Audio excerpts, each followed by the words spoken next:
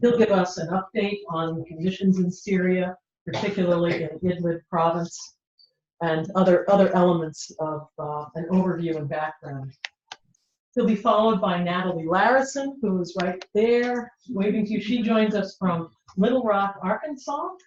Natalie is the Director of Outreach for the Syrian Emergency Task Force, and she will talk about two of SETF's principal projects, the Wisdom House School for Children for Kindergartners and the New Dawn Women's Center. Both of these are located in Idlib province, and in particular the Wisdom House School and its village have been subjected to some recent bombing, really just in the last couple of days.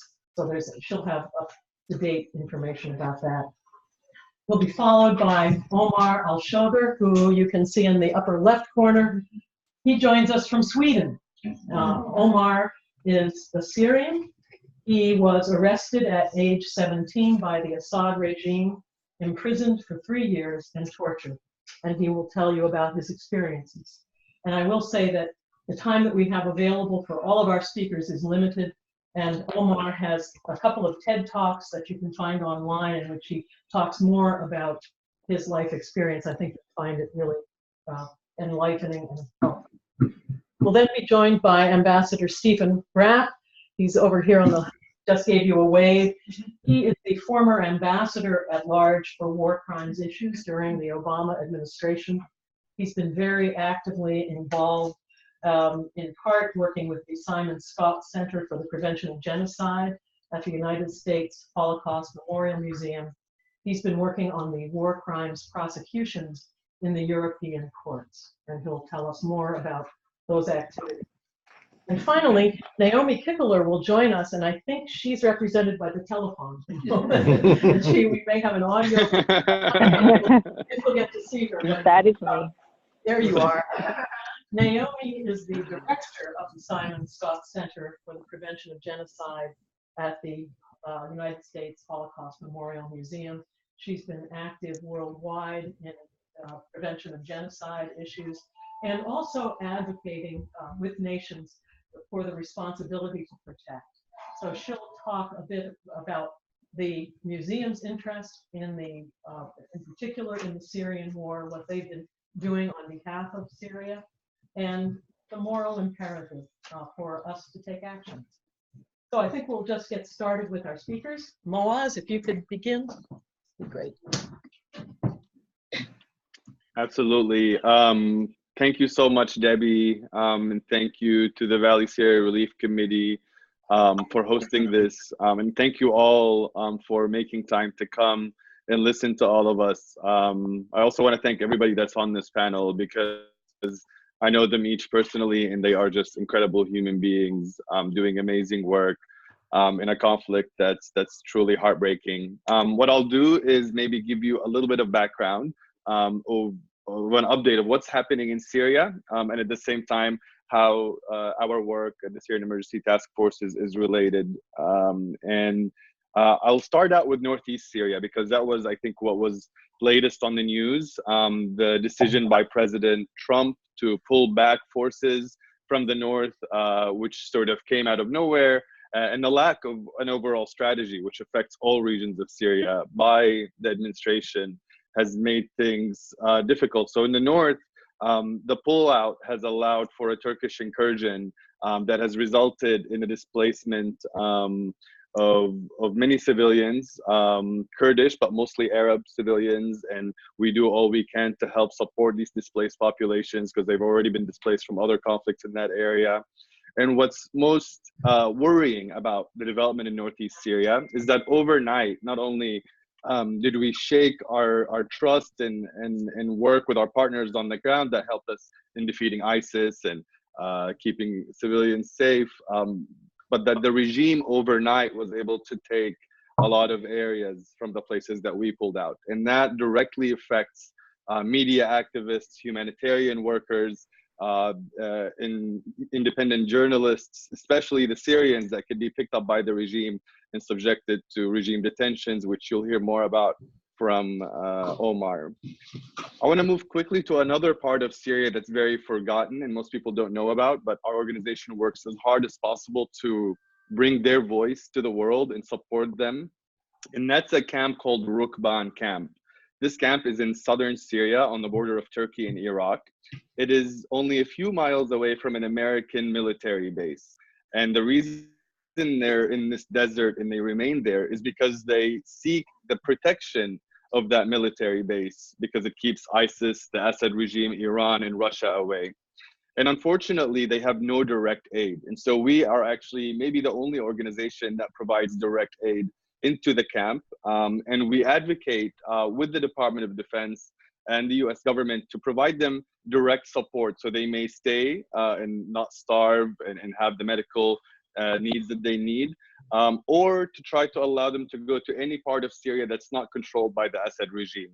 Because those that have returned from this camp to Assad regime controlled areas, which is the only route open for them, have been arrested, detained, extrajudicially executed, and they are terrified by the regime and considered by the regime as terrorists.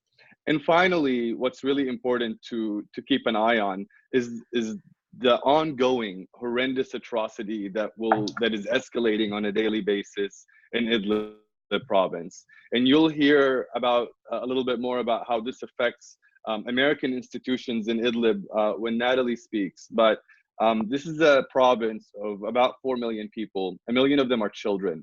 They come and are mostly displaced from all parts of Syria and are considered by the Assad regime and its Iranian allies, its Russian allies, as terrorists or terrorist sympathizers that need to be displaced, detained, or killed.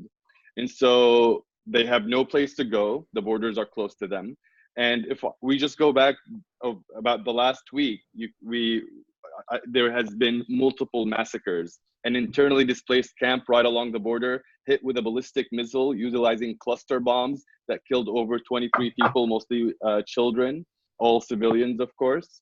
A market bombing only a couple of days ago that took the lives of over 13 people and injured many more in Ma'arat al-Nu'man. And another massacre just yesterday that took the lives of 18 civilians. And it is heart-wrenching to watch the videos that are sent to us on a regular basis from our team, from our beneficiaries, from our staff there. And so for Idlib, if we allow this to continue to unfold, not only will we see these horrendous atrocities increase, it can also have the potential of doubling the refugees in Europe, strengthening extremist propaganda. It's just a host of horrible things that can happen. And it's really, really important that people are just as outraged about what's happening in Idlib as any other crime and atrocity that happens anywhere else. And it is truly very scary. And you'll hear more from Natalie about how people that live through that we support are dealing with it. And what we're trying to do is bring their voice as much as possible and support them in deterring or postponing the escalating violence that's happening there and being there for them.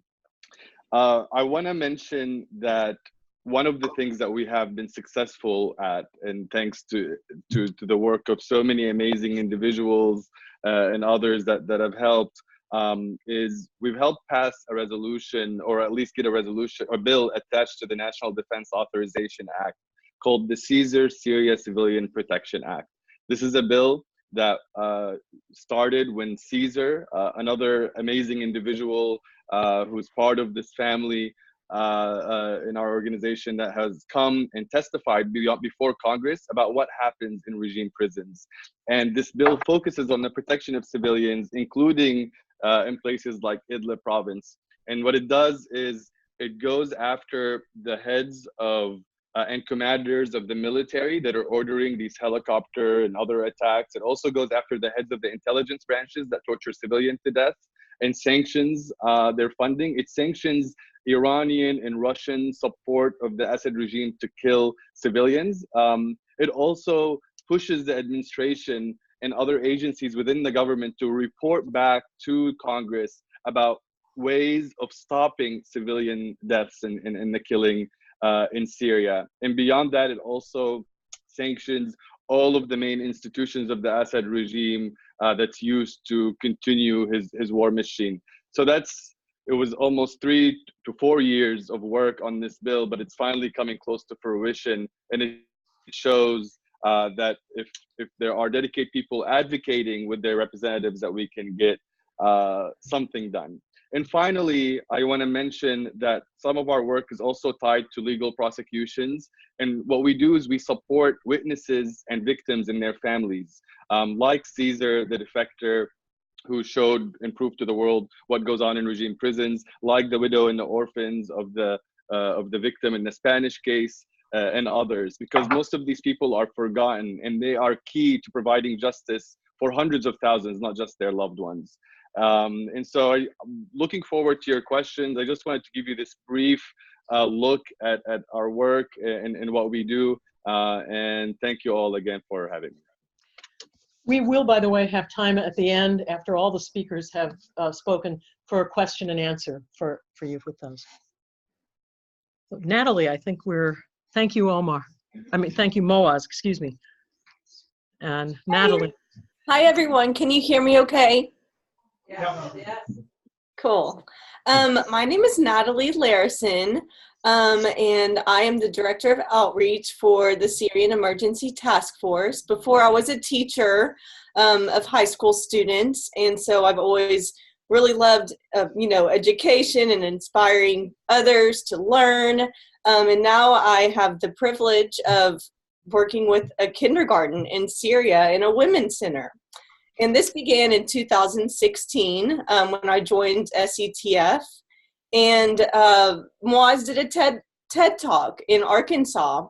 Some people who watched him, just ordinary folks in Conway, Arkansas, decided to do something more. And at their Episcopal church, they said, look, how can we do more? How can we watch something grow instead of just a one-time donation? And this is how we connected with the school where 5 teachers were taking care of over 100 little kids in Idlib, Syria. And we started by paying their rent for a new space. And actually their kindergarten is underground just for safety. And even their slide and, their playground equipment is indoors. So it doesn't look, like a school, which schools have been targeted in Syria. And we had this school for the last 4 years. We just started our kindergarten class for the 4th year, which is amazing. That was just a couple of months ago.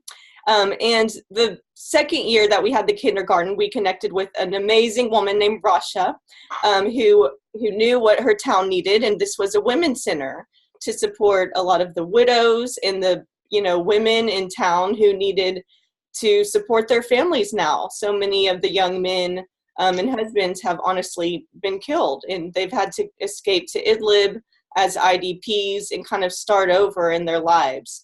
And so the Women's Center offers vocational classes. We have nursing, we have sewing, cosmetology, English and Arabic, and we even have a theater troupe where young people get to express, themselves. And this has been a really positive thing for the whole community. We're very close with them. I speak with the English teacher almost every day, and they send me videos and pictures and stories. And my primary job has been to share their stories and educate people on what's happening and bringing this really personal connection to kids in Syria through the Wisdom House Project and through the Women's Center. I've been able to speak with so many schools of all ages, businesses and houses of worship and college classes. And it's just amazing to see the students embrace, what they've learned about Syria. And many of them had never heard of the conflict before, being introduced to it. And there's a college class right now who have adopted our work for Syria as their curriculum. I got to go, visit their class and see 20 plus presentations where these students who previously knew nothing about Syria were now teaching their classes about this project. In doing this real life work, we're going to use these, projects and infographics that they put together for us, which is so helpful to see inspiring, it's uplifting. You know, when we see these students really latch on and have compassion, they want to do something. We are connected to the teachers and students, and here this personal connection has really, you know, embraced how people feel about the conflict in Syria. It's no longer just a war, these are real people. And we also send letters of hope. We started this campaign, Letters of Hope for Syria, while Aleppo was being taken, and flyers were being dropped from helicopters onto neighborhoods. And they said, look, you know, everyone has abandoned you, nobody cares, and if you stay here, you're going to face your doom. And we said, you know, no, this isn't right, because people do care. We do want to help. And so it's really empowered people to get involved with the Syrian people, to connect directly. And this has been an amazing way to connect people directly to the people in Syria. And even some of the kids have responded to these letters of hope. We actually travel to the Turkish-Syria border and deliver a huge bag full of these letters, which are then distributed inside Idlib, and it's been so well received. Our school, our teachers have said that our emotional support has been just as important as the bus we provide, as the salaries for the teachers that we provide, and the equipment to keep this school operating. So it's really amazing. And the Valley Syria Relief Committee has been a huge part of this, and they have also held Letters of Hope events that, you know, are now in Syria and, you know, being delivered to students. And then I actually have some pictures of students from Syria who have drawn us letters of hope. And this actually says, "Y'all are our hope," which works very well for Arkansas. We understand.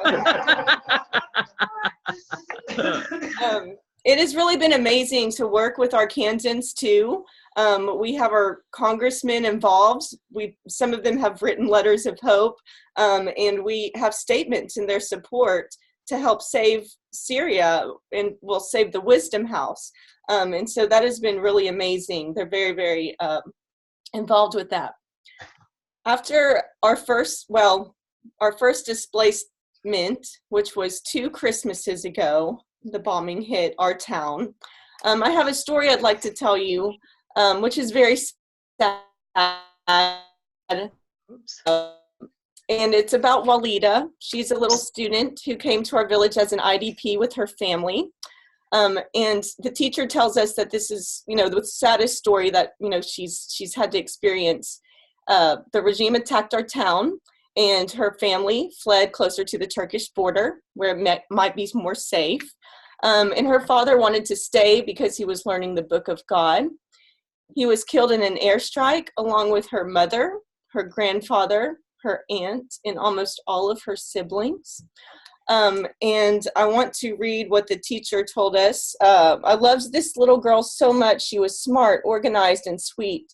On every holiday, she would come and pray for me and say to me, "Happy New Year, teacher." Each day I think of her, I cry. And this is a picture of Walida, this sweet little girl. Now she and her grandmother are in Lebanon, so they are safe. And she said this is one of the most tragic stories that, you know, she had in the Wisdom House. She loves this little girl. Our teachers are amazing, by the way. Just a couple months ago, our town was bombarded again. So people had to flee. And during this bombardment, we actually lost a former student named Ahmed. He was playing with another former student named Linda. Their house was hit by an airstrike, and we lost Ahmed. He was 8 years old. The town was displaced again, and the Women's Center actually relocated closer to the Turkish border, and they've resumed their work there. The kindergarten repatriated, went back to the town. Just last week on Monday, they were displaced again after airstrikes started hitting their town. Most people fled. We've had to close the Wisdom House because most of the students are out of the town. And now we have, 1 minute.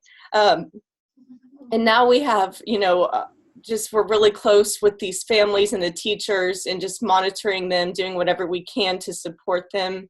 A couple teachers are still in the town, and we just pray, and we need your prayers too, that they stay safe, and eventually we can repatriate the school. We're working on a playground for the students, and so that's kind of our next objective. And we just hope that this can be settled so these students can resume their studies. They love their school so much. After they've been displaced, here is a little girl, Marwa, and she messaged her teacher recently, even though she's displaced, and she said, "Is the bus going to pick me up today? Are we going to school? I miss you." And this is a picture of Marwa, just to get an idea of some of these sweet little girls and boys that we take care of. And this has been a hope.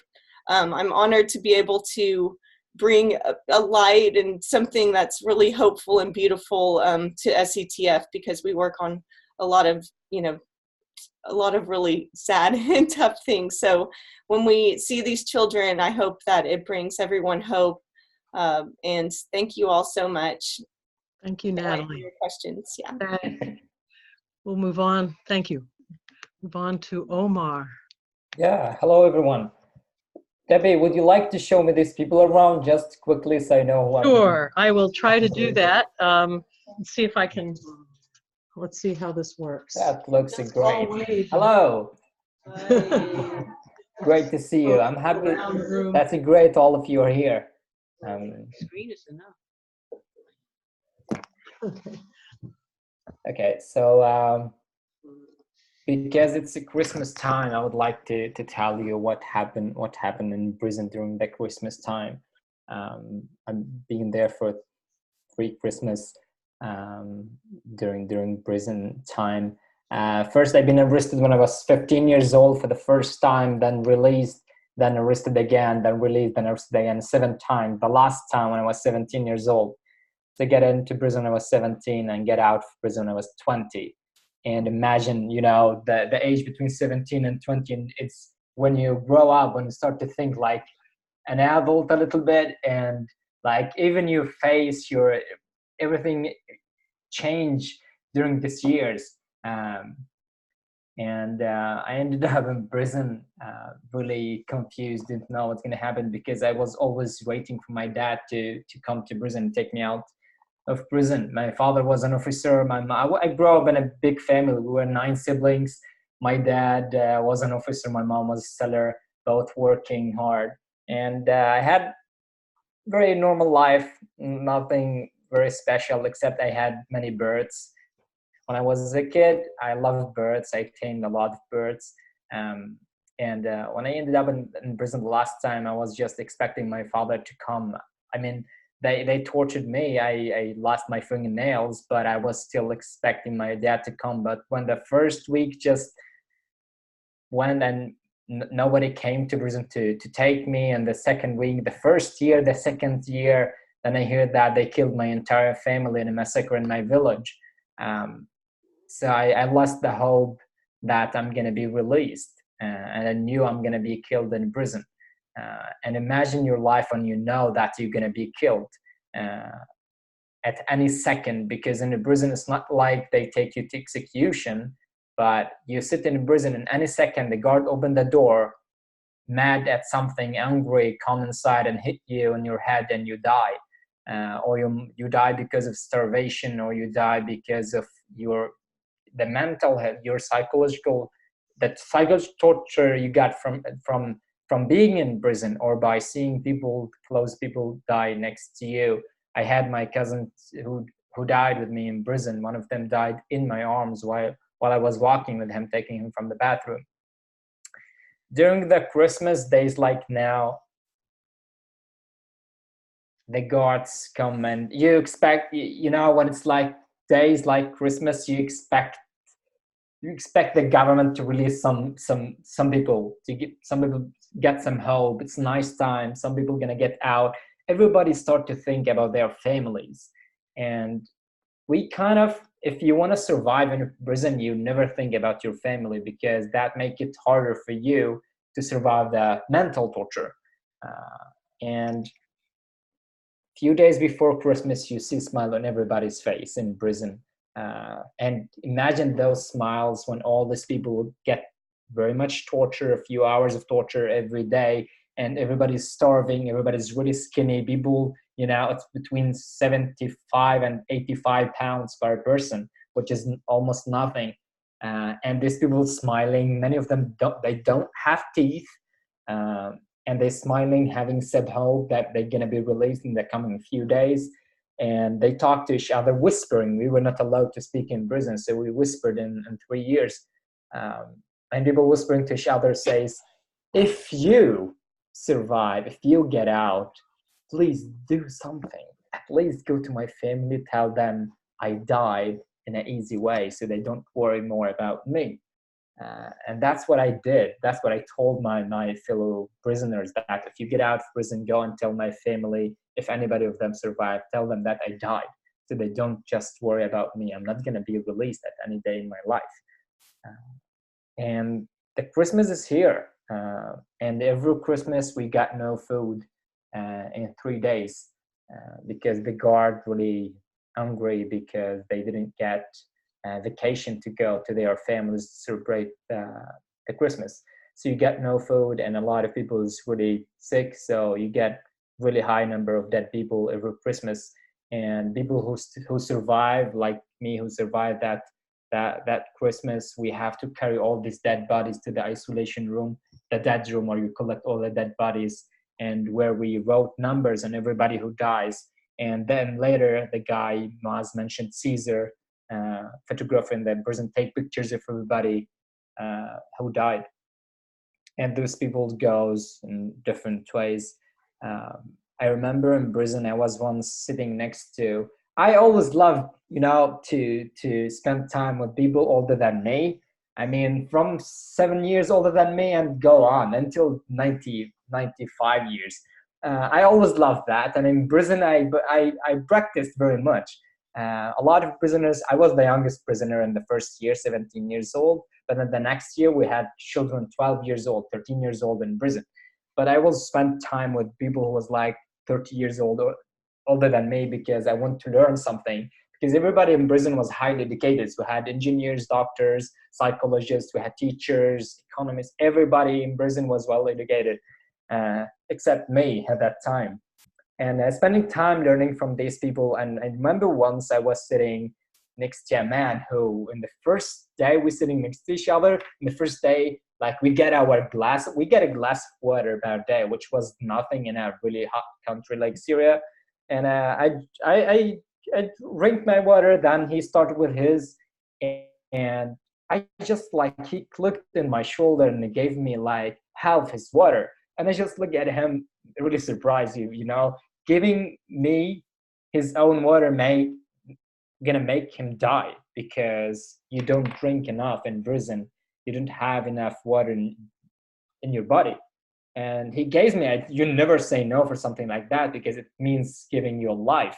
So I take it and drink it very, very, very quickly, because I don't want him to change his mind before I drink it. So I drink the water very quickly. And I thought it was a mistake he made in his life. I'm not going to do it again. The day after, he gave me the water again, and the day after the water. And then after that, I used to have 1.5 glass of water. I can't have less. I'm going to feel so bad and maybe die. And one day, we get no water at all, which means people's health will be affected very badly. So the day after we got water, and I said, if he give me water that time, he's going to die. And I drank my water very slowly, because you want to have that feeling of having something. We were naked in prison. There was ceiling, the ground, the walls, blood on the walls, nothing else, and people dying. So when you have something in your hands, you want to see it, you want to feel it, you want to keep it. And I get my water, start to drink very, very, very slowly. Then I put my head in my hand, in my arms, just like how we sleep. We were sleeping while sitting. And I was looking a little bit at him while he was drinking. So I was still expecting to get half a glass of water. And I saw him like he was started drinking. He drank more than half the glass, and it was like I was dying slowly. You know, it was torture for me to know that I'm not gonna get this half a glass of water. And a second later, he just knocked my shoulder and gave me, "You think I forgot you?"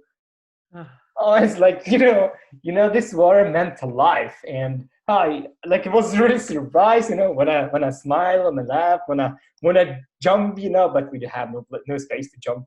So I get this water and drank it very quickly before he changed his mind again. And I drank it and I had this huge big smile on my face and just went back to sleep. And he just said, "You're great, you deserve it." And I slept for maybe an hour. I woke up later, somebody knocking on my shoulder. I thought it was him, but it was somebody else next to me, saying, "Omar, your friend died. You get his water," and he died. And since that, I tried to do something for all other prisoners. I decided every day to give a little bit of my water in prison, to just not to give them this physical help of having water, but just to give them that smile I get from this man in prison. When he gave me water every day, when he gave me some of his food, he made me be alive, have a hope for tomorrow. If I had nobody like him in prison, no hope that somebody cares, then why to survive? Why to be in prison for that long time? So I tried to be this person that for a lot of people, because I want somebody like him, and I knew that feeling other people want that as well. So I tried to be, and I think all of you can be this person. You're not gonna risk to die. I hope you have enough water in your tapes, but I think there is somebody waiting for you, waiting for your help. When you were in prison, hear somebody talked about us, mentioned us in a small sense. We became, and every time we hear that, we became extremely happy. And just to give you, I know my time is over now, just to give you the hope of the story. Now I'm living in Sweden, have a great life, sitting down in my kitchen. I do have food, a lot of food, and there's water. I can even shower here for free. And I'm studying engineering, working, supporting the Syrian Emergency Task Force from time to time, and having a great life. My mom survived, and few siblings survived, the rest died, and we have a great life. I'm gonna get married. I didn't know when. I should find her first. And I'm gonna have a great family and a great future. Bless you. We'll hear that. Yeah. Okay. Thank you, Omar. Thank you so much. Thank you. Ambassador Rapp. Well, thank you very much, Debbie. It's good to be with all of you. I think it was about 2.5 years ago that I was last there in person in the Connecticut Valley, and that was just as we were actually finally succeeding in getting cases on file in Europe for the crimes in Syria. Getting cases in other countries to prosecute crimes is never easy. We've done some of it on Rwanda and Liberia and other countries, but usually that takes 10, 20 years for that kind of work to be done. Ideally, you have an international court, like I prosecuted for the UN and for the Rwanda genocide and for the crimes in West Africa and Liberia and Sierra Leone. But of course, that's been impossible because the Russians have vetoed everything in the Security Council that would establish a court or refer this to the ICC or even maintain any kind of a robust fact-finding mechanism. The positive thing, if there is anything positive in the Syrian context as far as the international community is concerned, is the governments have stepped up to support Syrians in documenting the crimes. And we see that with the Caesar photos. People, I think, are familiar with those. I mean, he brought out 55,000 photos, 27,000 of them are numbered photos, the numbers written on the bodies by Omar out of Unit 215, for instance, but 27,000 photos of 6,700 specific individuals that are tortured to death during a 20-month period, roughly between late 2011 and August 2013. And you know the prison, 215, 235, where they're tortured to death, and their bodies are delivered by the security services, and they're emaciated, and they're and eyes are gouged out, and horrible wounds, chemical burns, and even examples of the body being cut during the course of the interrogation. I mean, just horrendous stuff, and of course never justified to do that. It's been possible to identify 801 of those photos as specific individuals with the help of their families. But there's also been other great documentation. I'm chair of an organization called CEJA, working with groups in Syria. It's brought out 800,000 pages of regime documentation. In fact, we've got better documentation on government responsibility for crimes in Syria than we've had at any of these international courts. In some respects, even better than they had at Nuremberg. So we don't lack for evidence, and we don't lack for evidence of what's often lacking in international courts, which is that tie back to Assad, that tie back to military leaders that are making these crimes happen. Other places you can prove that the horrible things happen, but you can't show who's responsible. I mean, there are other aspects of the crimes, obviously, as we've heard described in Idlib, as we had in Al Ghouta, as we had in Aleppo, the horrendous attacks against civilians, and particularly the attacks against doctors and hospitals. I was in Berlin this last week I'm on the board of Physicians for Human Rights. They have a new report out. You've been, I'm sure, reading in the New York Times, this fantastic reports about how it's finally possible to synchronize what's happening on the ground with the satellite imagery, with the monitoring of Russian communications. Hit a hospital, the guy is cheering that he's hitting the hospital in the millisecond in which it's hit. No question that it's an intentional attack. Of course, those kind of cases are harder because you can't get to the suspect and you don't know who specifically it is, unlike the detention facility where you know who is in charge in those places, thanks to the work of Syrians inside. But just to talk about where we are on cases and the progress, I just came back from a 33-day trip abroad late last night, and the trip actually began with Mouaz in The Hague, where we joined European prosecutors there, and we actually had Caesar came to The Hague and stayed in the great old Kerr house on the beach with his wife and baby. It was a good vacation for them, but it wasn't all play. We got them together with the German prosecutor and the Swedish prosecutor, the one that's working with Omar in his case. And we're working hard to make possible for Caesar to testify in those cases. He's concerned about his safety. Another thing I did a couple weeks later was in the capital of the country where Caesar is located and where he's a refugee, together with his family and together with the family of his brother-in-law Sammy, who works so closely with him, is to try to get him status there as a citizen, which we discovered had actually been denied because of the language requirement. On the other hand, if he goes to language courses, he's going to be exposed. And so we have to find a way around that, and the government's now prepared to seek an exception for that requirement and get him a citizenship for his family, which would be great. And I know Omar and others deserve this kind of protection as well. But we are now looking, particularly in Germany, in the first trial beginning against two individuals that were involved in general intelligence, two detention facilities in Damascus, persons that are known publicly as Anwar R. and Ayad R. will go to trial in Koblenz on the Rhine in the first 3 months of next year. In other words, just 3 or 4 months from now. And in France, the prosecutor there, now the Germans have what's known as universal jurisdiction. If they determine a case is in German interest, they can take a case, even if the perpetrator is not in Germany now, and even if the person who was tortured or killed isn't a German citizen at the time it happened. Most countries would require one or the other, or would at least require that the suspect be in Germany at the time the crime is charged. Germans don't require that, and in this case, they've opened a structural case based upon the Caesar photos, and then added to those cases, after getting an arrest warrant out for Jamil Hassan, who's the head of Syrian Air Force Intelligence, the Jawiya facility, which we all know is one of the more horrendous facilities maintained by the Syrian regime. But they've also now arrested these two individuals. Another individual's been arrested in France. Spoke to the French prosecutor, and she's moving on some other individuals that are in France. In France, the case is based on dual nationals, a father and son named Graba, and that gave them jurisdiction to pursue detention. The Swedes are moving forward in a case, working with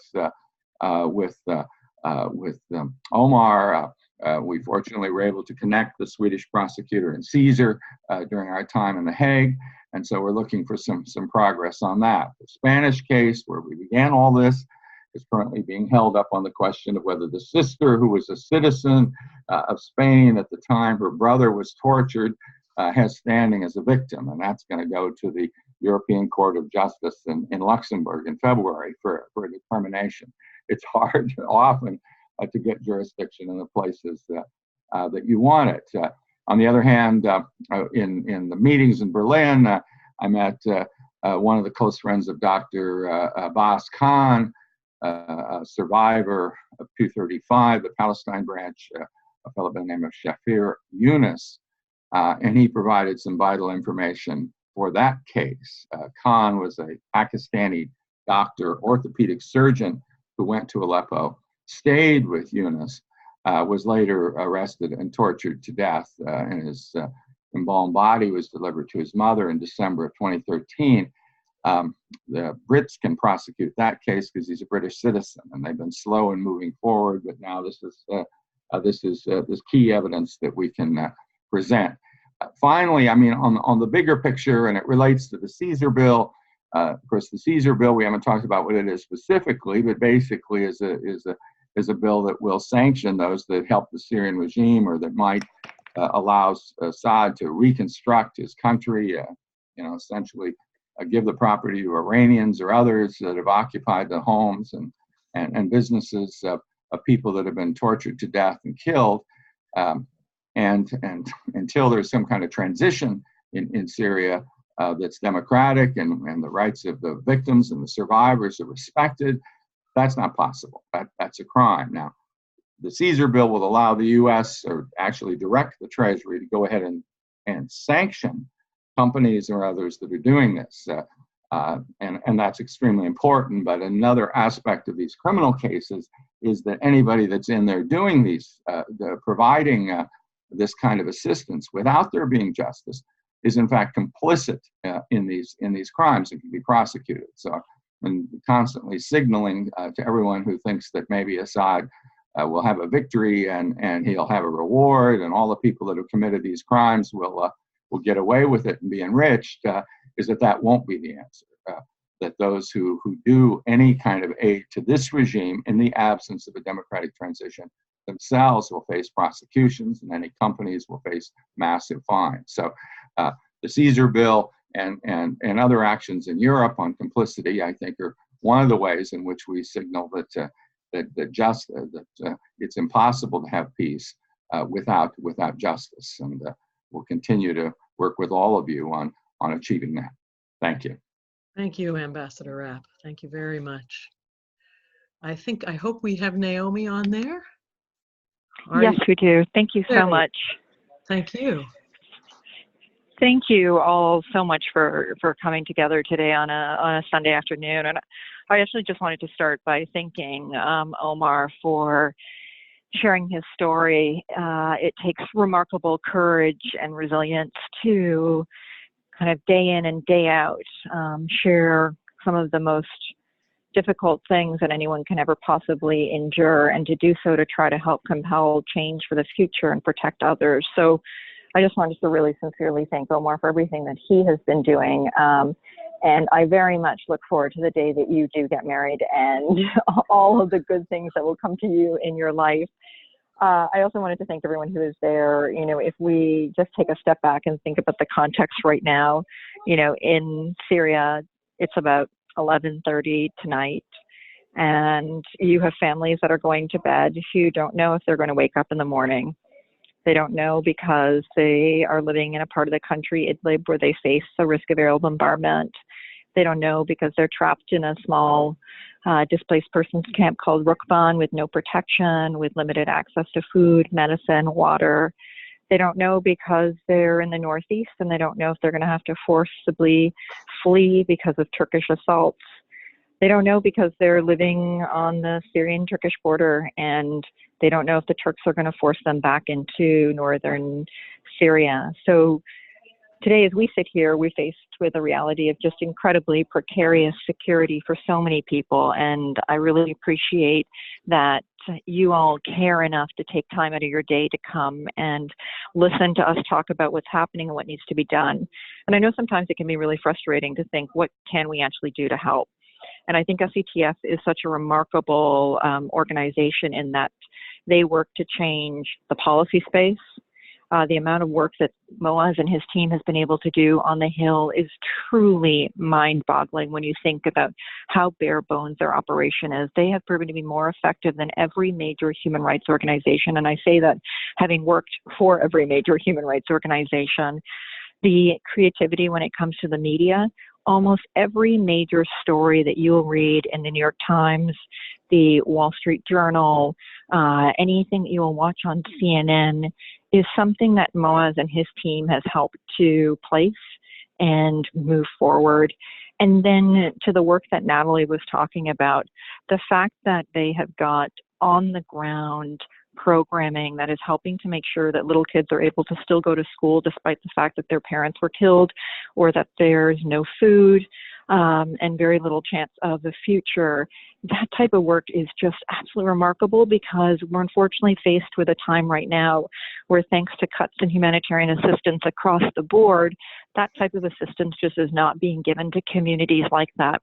And I know it sounds silly and we feel that we just can't do a lot, but when you can actually help make sure that someone has shelter, food, and not only just that, that they're sending letters of hope from families in Arkansas and kids in Arkansas. So many times when I travel to meet with Syrians along the border, all they say over and over again is, we feel abandoned. And to be able to have that human touch, to be able to know that people are standing in solidarity with them, I know it's not the same as creating policy that is actually going to stop the killing and change and avert the onset of the Assad regime, the Turks, the Iranians, and others. But on a human level, that really does make a difference. So I just want to really kind of acknowledge and celebrate all those who have come together to organize today's event and who've been doing the hard work.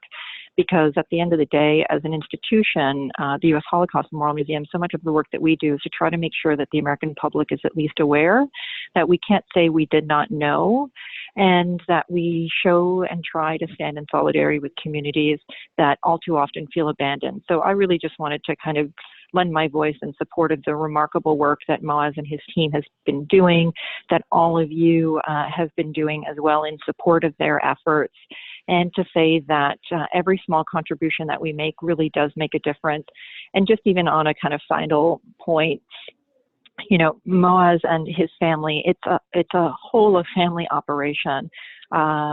You guys are in the Northeast and know very well the tale of the Underground Railroad and what that meant to giving people who had been enslaved an opportunity to live. Mouaz's family is basically a modern day version, as is SETF, trying to get people out of Syria and into Turkey, into areas where they can at least have physical safety. And how does that make a difference? Well, people like Caesar are the products of that effort. Without Caesar having come out, without Caesar being protected, and Ambassador Rapp trying to make sure that he has legal protection now, that he can get citizenship, the world would not know the nature of the scale of the Assad crimes. And I don't think we can understate just how incredibly important that is. We live in a world where, unfortunately, we need whistleblowers to be able to expose the horrors of these crimes. Yet once they take that courageous step, we essentially abandon them. And I just really want to commend Ambassador Rapp for now his 5+ years of trying to protect Caesar and his family, Mouaz and his family for all of the work that they've been doing for the countless number of Syrians that, should we face cases in the future, are actually trying to protect them. So just to end again, thank you for taking the time this afternoon. I really commend everyone for just the showing of empathy that you have portrayed. I think it's too often we think that people don't care about communities beyond our own, and I think you're an example that shows that that's simply not the case. And hopefully, Omar, we'll all come to your wedding at some point once you find that wonderful woman. Thanks so much. Thank you, Naomi. I'm going to move to gallery view. So we have time for some questions. Yeah, we just want to make sure that what you do is ask the question and one question at a time. Sure. So that we have a limited amount of time. And I can convey it to our speakers because we don't have a microphone for you to use. Sorry, but Glenn. Should I come up there and speak? Well, or I can convey your question, whichever way you wish to do Yeah, it. it might just be more expedient. I just asked directly. Sure. Hello. We can hear him. Can you hear okay? Good. Yeah. Thank you all for your brave presentations and for the work you're doing. I just want to ask Ambassador Rapp, why isn't the term genocide been invoked in this situation, or has it been discussed and just been dismissed because it's not legally applicable? I mean, the short answer is we have horrendous atrocities, but we don't we can't say that they're on an ethnic or religious basis. Obviously, you know, Assad's an Alawite, but he also has Sunnis in his army and his security services. They tend not to be treated as well as the Alawites, but he's attacking a variety of folks, but not on a religious basis. Proving it, I mean. Many times crimes like the one in Cambodia, for instance, 2 million people killed out of 8 million. There may have been a genocide against the Cham and the Vietnamese, smaller groups, to destroy them, but it was mainly for political reasons. And one of the things the Genocide Convention does not include is political groups. On the other hand, massive crimes on a political basis can be the crime against humanity of persecution, and even without a war, you have crimes against humanity if it's widespread and systematic. On Wednesday, I'll be at the International Court of Justice with Rohingya victims right after Aung San Suu Kyi defends Myanmar on a claim of genocide. I think what's happened to the Rohingya approaches the genocide in the way in which whole community was pushed out into situations where it was far from certain that they could survive, and the language of the incitement, even of using words like final solution to the problem, gives us in that situation, albeit only with about 10,000 dead in 2017, but 700,000 put into misery, where you've got a genocide. So genocide is the crime of crimes, but quite often. Mass atrocities like Syria, where at least 500,000 people have been killed, Cambodia with 2 million, aren't necessarily genocide. So they're all atrocities, and that's one of the reasons why at the Holocaust Museum, the Simon Scott Center, we're also dealing with atrocity prevention generally, which includes all of these mass crimes against innocent civilians that may not be genocide, as of course the Holocaust was or Rwanda was, but they are the killing of innocent and in every respect horrendous crimes that need to be prevented and punished. All right, well, thank you for that explanation. And maybe I'll just quickly add, if you don't mind. I mean, Yeah. I think we have a tendency of wanting to invoke the language of genocide because we think that something has to rise to that level for the world to care. And I think, unfortunately, you know, that commitment to never again was not just a commitment to genocide, it was a commitment to these large-scale crimes that Ambassador Rapp was talking about.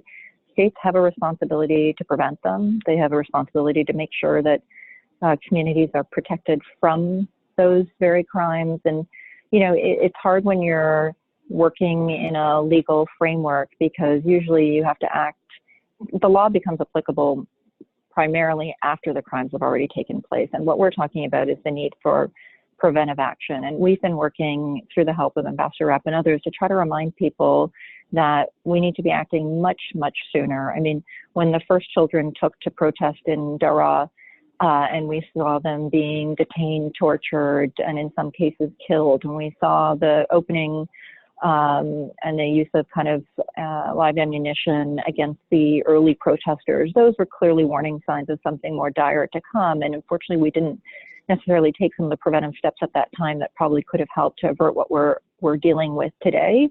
But I would encourage everyone who's listening to just bear in mind that we should not be acting just in the cases of genocide. I mean, we do a poor job of that, but we really do need to understand that crimes against humanity can be just as dire for each of the individuals like Omar, who's lost family members. They bear the same scars as those who are the victims of genocide. Their children, their grandchildren will carry that for future generations. And we're really trying as an institution to counter this narrative that it is kind of just genocide. And I don't want to say just, but that's what should marshal the international community to act. There's a whole slew of crimes that necessitate a response. And I think what we've been seeing in Syria is a glaring example of that. Other questions?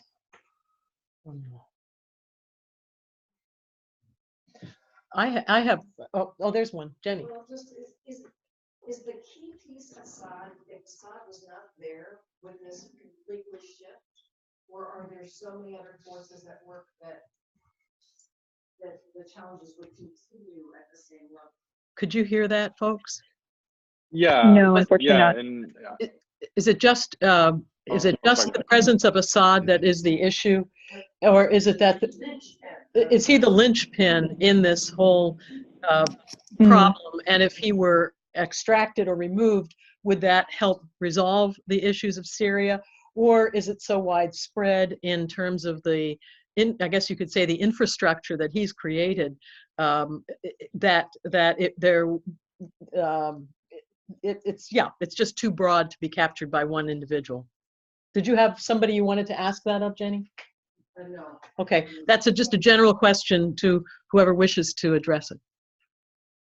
Sure, I'll just comment quickly, and if anyone else would like to add, I think that if you look at Syria right now, and if I could sort of wave a magic wand, I would just end the ongoing killing, right? Whether that is the dungeons of at least by conservative estimates, 200,000 men, women, children, elderly held in dungeons, whether it is the 4 million people in Idlib, the 10,000 people in Rukban, the arbitrary arrests, like, so the ongoing military solution that the regime of Bashar al-Assad, with its sort of puppet masters that really control the country, which is Russia and Iran, understand that the world does not care. He knows that he can have that military solution. And the first step is to end that killing. And to do so, the Assad regime must understand that he doesn't have a green light, a blank check to utilize chemical weapons, torture to death, bombing hospitals and schools. I mean, the plethora of just horrendous, sadistic things they're doing to innocent civilians, targeting innocent civilians. This isn't collateral damage, to sort of force the country into submission and then reverting it into some sort of North Korea or whatever once he consolidates control. We need to end that because lives are going to be lost. Extremism is going to increase. Destabilization of the region in Europe and other places will happen. And by making him understand that he cannot have this military solution, that's the only thing that's going to force him into a real political resolution to the conflict, a negotiation. So Assad, in a way, is simply sort of, let me to give you a short answer. If the Assad regime was not in power right now, we know that there wouldn't be the barrel bombs and the helicopters. We know that the aerial bombardment and what's happening, that's something that will subside a little bit. And again, no one can really predict what else may happen. But the argument that some may have of, well, if Assad's gone, what will be? The fact is the chaos, the atrocities, what's happening now is literally the worst case scenario. So that being said, I think it is really important that the Assad regime understands that the world will not continue to watch as bystanders as he uses all these types of horrific conventional weapons, banned weapons, chemical weapons, torture, because not only will that lead to more atrocities, more destability, but it'll also show other dictators that they can do the same with their populations, if their populations ever spoke out or did anything critical whatsoever of the government. And so Syria is currently under essentially the rule of Iran and Russia, and the lack of a US role or strategy has ceded the country to them. And Assad is a linchpin for them to continue this machinery of death. That's all.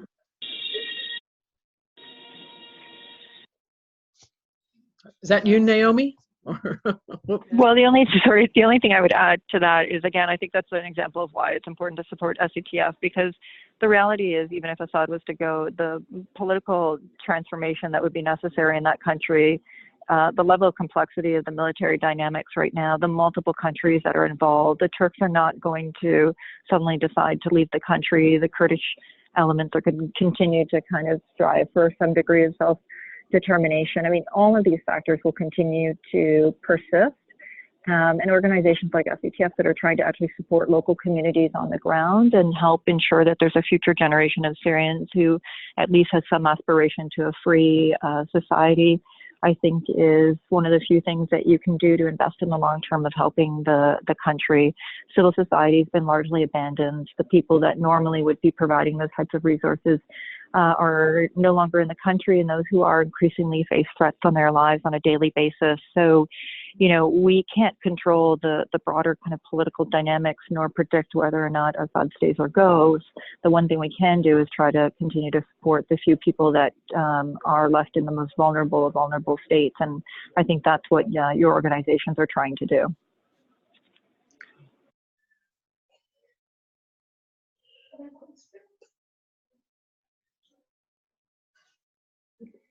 Well,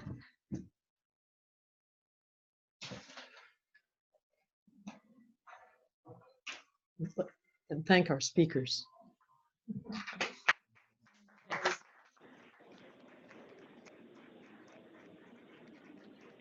Thank you. Thank you. Thank you so much for giving your evening, your afternoons, your jet-lagged periods when you might have been able to take a nap, and all the time that you've given us. And in the middle of the night. Yeah, in the middle of the night for Omar, we know. In Sweden, it's getting toward bedtime. So thank you one and all for joining us today. It's been. Well, thank you. Thank you Good night. so much. Bye. Good night. Bye-bye. Bye. Omar, I want to dance at your wedding. We all want to dance at your wedding, Omar. Yeah, you all are very welcome. Very welcome. I also want to Bye-bye. thank all You of guys. you who are here today. I know that you are being called upon by so many organizations, and with so much going on in our own country, it's easy to stay in your silos. So it means so much to us to have you here. I recently watched a documentary entitled For Sama. It's a love letter to the filmmaker's daughter, who was conceived and born during Syria's bloody and brutal war. Sama and her mother live in the emergency room of a hospital in Aleppo, where Sama's father, a physician, responds to the never-ending casualties of daily bombings. Sama's parents are in love with their beautiful baby daughter, but love cannot protect Sama from the thunder of nearby bombings and the never-ending scenes of parents rushing into the ER with bloody children in their arms, pulled from the rubble of what once was home. A scene from the film that continues to haunt me shows physicians removing an unborn child from the belly of its mother, who is near death. The newborn is unresponsive. Doctors refuse to give up as they valiantly try to breathe life into this baby. Minutes pass, and then the screams of a newborn who has been brought back from the dead. Miraculously, both mother and child survive. Yes, life goes on in Syria. People fall in love, they get married, they have babies. But death is always a constant companion in this hell on earth, where innocent children endure bombings, starvation, disease, and chemical weapons. For Sama portrays the trauma of war, but it is also an affirmation of life in the midst of devastation. And in that context, I will turn it over to Michael. Thank you, really, really appreciate it. Couple of things in closing.